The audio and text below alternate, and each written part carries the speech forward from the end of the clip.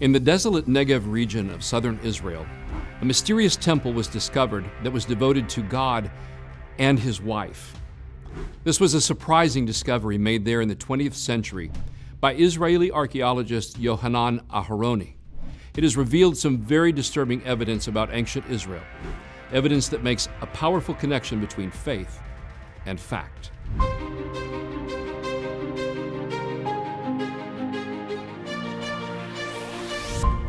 Joshua chapter 12 tells us that the king of Arad was one of the figures who was conquered or vanquished by the Israelites when they invaded the land of Canaan.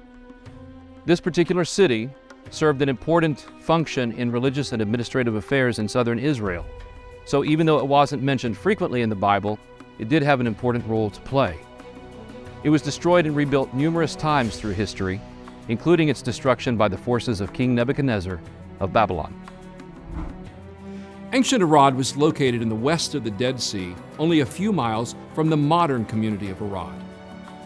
Arad served as a fortress, an administrative center, and a religious center for the area.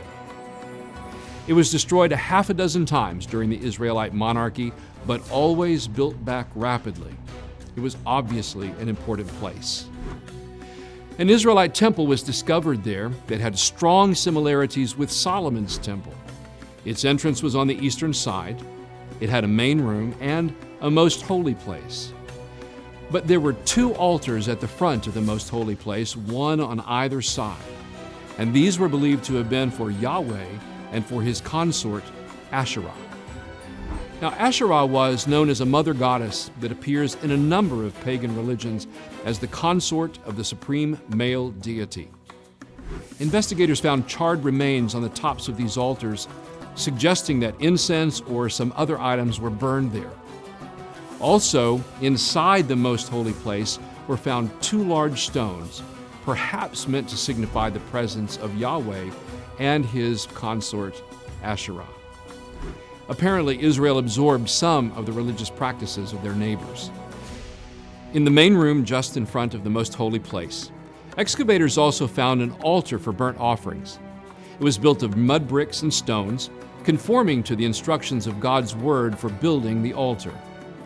There were also benches lining the walls, perhaps where worshipers placed the sacrifices or the vessels that were used in worship. It's an intriguing mix of faithfulness to the plans for the temple and worship center, but blended with pagan elements and an unauthorized construction. From all of this, we have the impression that this was a direct competitor of the legitimate temple in Jerusalem, even in the days of King Solomon. Further strengthening this impression are some other items found at this site. More recent excavations at Arad have uncovered about 200 ostrika, or pottery shards, and about half of them were from the time of the monarchy. Two of these shards are particularly significant. One mentions the names of two priestly families, and the second refers to the house of Yahweh.